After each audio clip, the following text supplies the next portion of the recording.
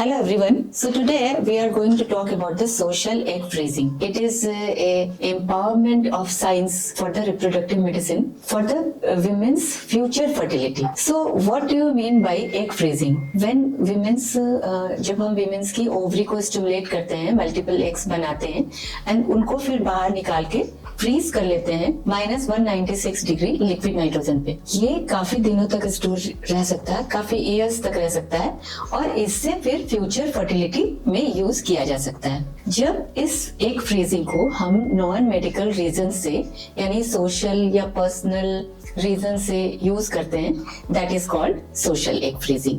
अब इसकी जरूरत क्यों पड़ती है और किसे पड़ती है? Suppose you want to delay marriage because you are not able to find a partner, आपको कोई पार्टनर नहीं मिल रहा है या आपको अपने कैरियर पे फोकस करना है लाइफ में। इन दैट केस आप एग फ्रीजिंग कर सकते हैं बिकॉज यंग एज के जो एग्स होते हैं उनमें ज्यादा फर्टिलिटी की संभावना होती है और उसको हम फ्यूचर में आपकी फर्टिलिटी के लिए कभी भी यूज कर सकते हैं। So this way the fertility can be preserve. So this ये एक तरह का फर्टिलिटी प्रिजर्वेशन है जो कि आजकल के जमाने में आमतौर पर लड़कियों की मैरिज डिले हो रही है और every girl is career conscious. तो ये बहुत ही अहम है। ये कब कर लेना चाहिए? आमतौर पे 30 साल के अंदर कर लेना चाहिए तो बेस्ट रिजल्ट आते हैं, क्योंकि 30 साल के पहले फर्टिलिटी बहुत अच्छी होती है।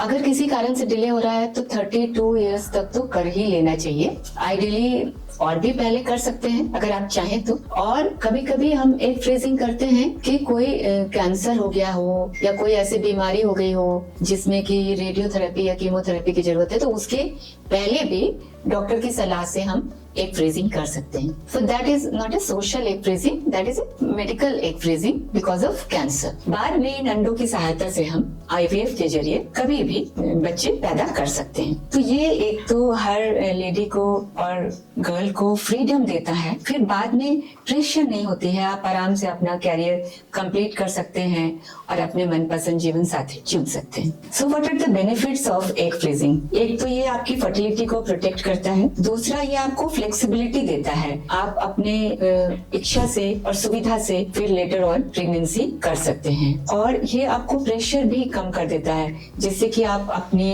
इच्छा से अपना लाइफ पार्टनर ढूंढ सकते हैं, अपने कैरियर पे भी फोकस कर सकते हैं। बट फिर भी मेरी ये सलाह है कि सभी महिलाओं को एक समय से ही अपना फैमिली कंप्लीट कर लेना चाहिए और सिर्फ कभी जब आप नहीं कर पा रहे हो या आपके लिए कैरियर बहुत ही महत्वपूर्ण हो गया, तभी आपको सोशल एग फ्रीजिंग का उपयोग करना चाहिए। तो इसके नुकसान क्या है, साइड इफेक्ट्स भी क्या है? ऐसे तो कोई भी साइड इफेक्ट्स नहीं है, सिर्फ जब आप एग फ्रीजिंग जब एग की निकालते हैं हम उस समय थोड़ी बहुत ब्लोटिंग या पेन हो सकता है जो कि बहुत ही टेम्परेरी होता है। इसके अलावा इस प्रोसीड्यूर का कोई भी साइड इफेक्ट नहीं है। आजकल फर्टिलिटी बहुत कम होती जा रही है क्योंकि अक्सर महिलाएं 35 इयर्स के बाद प्रेगनेंसी प्लान करती हैं। तो इसलिए आज की दुनिया में सोशल एग फ्रीजिंग बहुत ही अहम और महत्वपूर्ण हो गया है। आप भी अगर अपना कैरियर के कारण प्रेगनेंसी को डिले कर रहे हैं तो आप जरूर से सोशल एग फ्रीजिंग को अपनाएं। Thank you very much for watching.